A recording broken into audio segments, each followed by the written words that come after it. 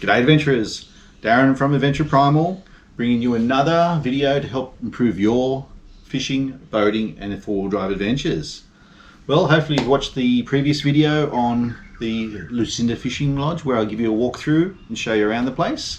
If you haven't, remember, go and check it out after this. So in this video I show you the highlights of our first trip fishing Lucinda and the Hinchinbrook Waterways. As promised, there are some tips that I'll give out as we go through the video, so be sure to watch until the end so you get them all. I think them very handy to know, especially if you're fishing this area for the first time. Also, check out the Adventure Primal website for gear you might need before you go, and as always, like and subscribe. Let's do some fishing.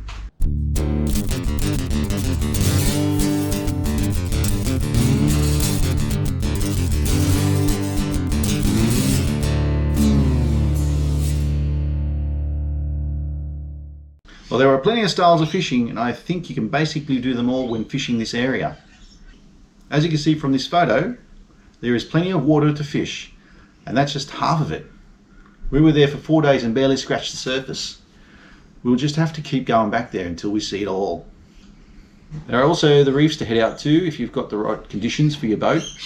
I brought along plenty of micro jigs to use on the reef, but unfortunately we didn't have the right conditions to go out there.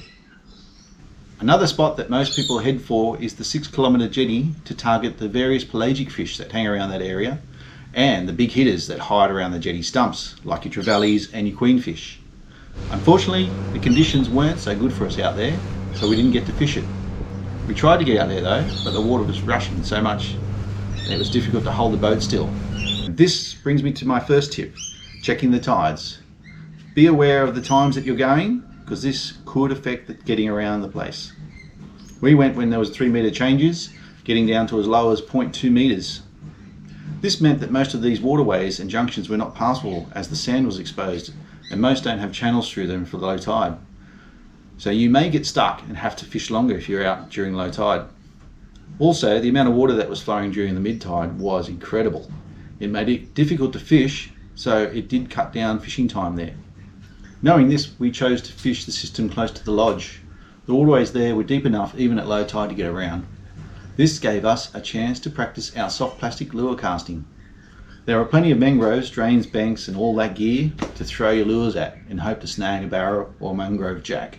So check these lure flicking highlights out and I'll get into my next tips after this.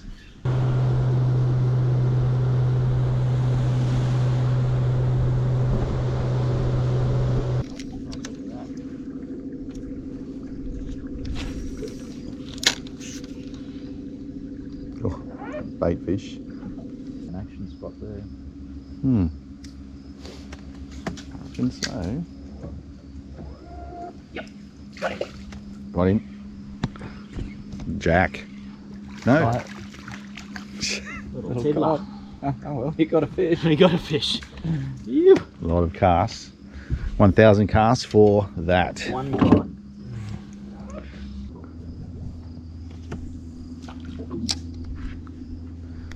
There's one sitting under that. Oh, look at all the bait. Just bait everywhere. Thousands of them. Come on, Darren's turn. Here's go. Oh, it is It's a black brim. Oh, there's your brim. There's your brim. I've never caught a black brim. That's a beautiful brim. I'm going to grab those pliers. There's my effort.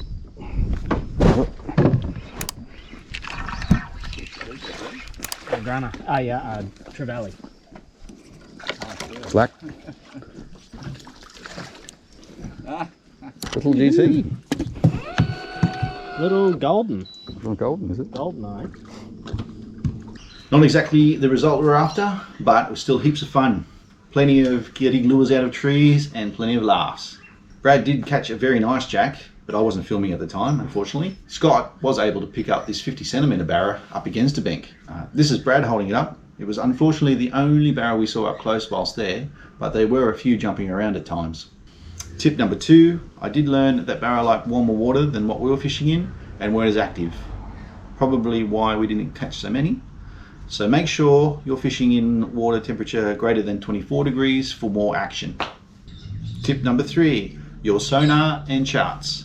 Before you even go there, you should have a look at your charts and see the channels, the holes, and what's there. Get an idea, start planning. Make sure your sounder is up to date and working. It's going to be a very valuable tool while you're there. Take the time to scan around, check out the holes, the channels, find some structure, make some marks. We took the time to do some trolling around at the same time while we're marking and scanning.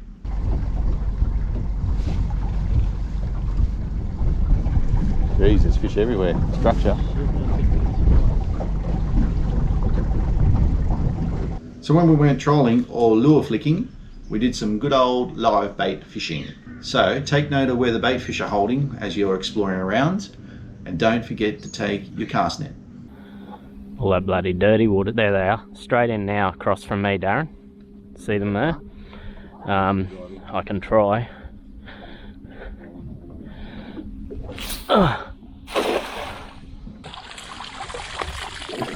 We got him.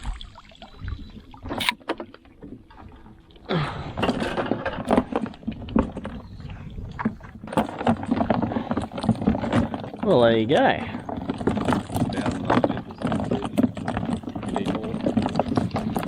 Once you've got some limeys, head back to any of the holes or structures you marked on the sounder, and then throw them out. Here are the highlights of us doing that.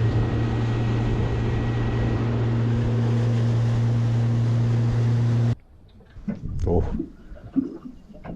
that's a good. I need a smaller hook. You need a bigger fish. It's not. Yeah. Oh, there we go. No, it's hooked. It might need a net. Might need a net. I'm here. Yeah, probably need a net. Just watch out for my line. Where am I? No. Oh, it's got a bit of weight.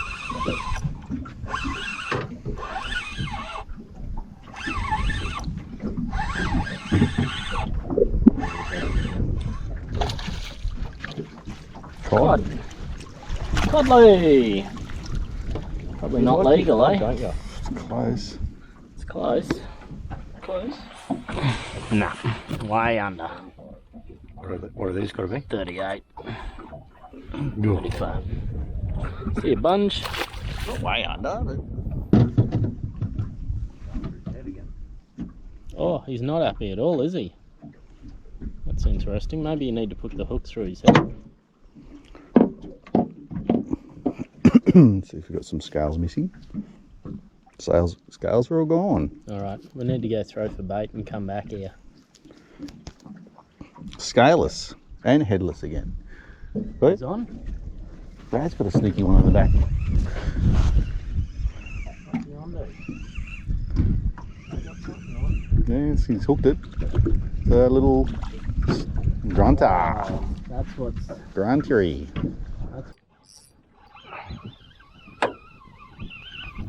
This one's even smaller.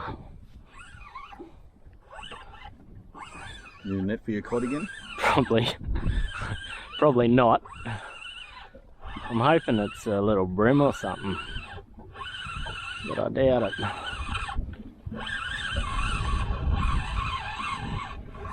Oh, look at that.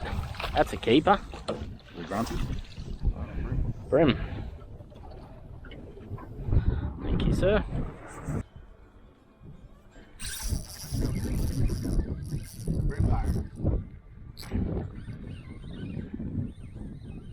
Does feel very small. He may be live bait. He's on the money with the brim. Very small brim. Oh, it's bending the rod. Well, leave it down there. What is it? Oh, cod. That's hooked. Nah, it's just in the current.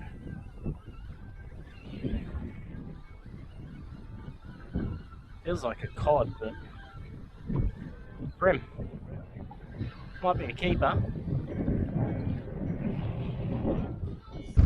This little Jurassic Park looking spot here.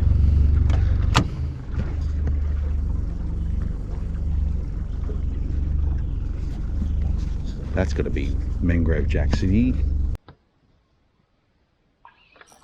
Yep. Barra? Pulling him in sideways. Skipjack. Keeper? Looks like it. Might be. Nice work.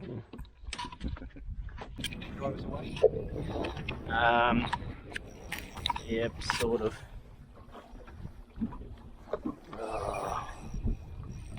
Get under that chain.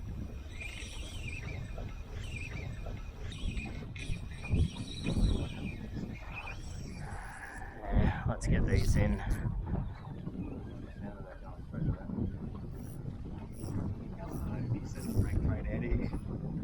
Hang on.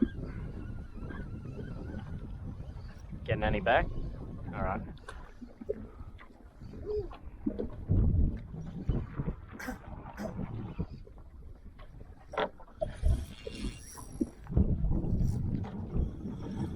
What I'm gonna do, Brad, your line's in, is it?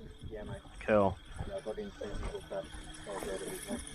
What I'm gonna do is drive the boat. Ah, snap. Oh no. Something. Big barra. Yep. It was just sitting on it. He's on. It's only a little bit. I might get the net in case. Dirty cod. That's my guess. It feels like a cod.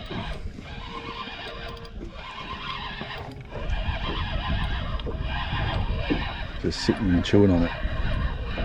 Oh, it's got a bit of weight. In the current.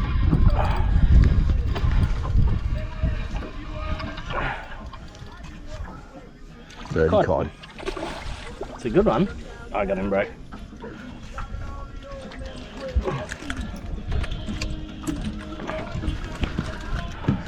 Legal? It's going to be that 38 area. It's in the mouth this time. Now strike it. Yep. Yum. Yum.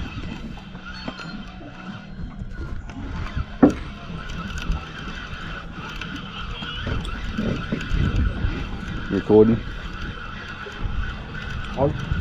Yeah. Cod.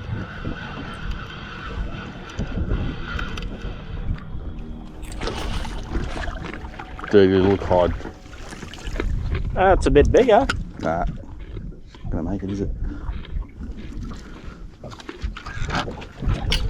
Last tip is to remember that there are some toothy critters around, so be careful near the banks and don't go into the water. Oh yeah. It's more than 3.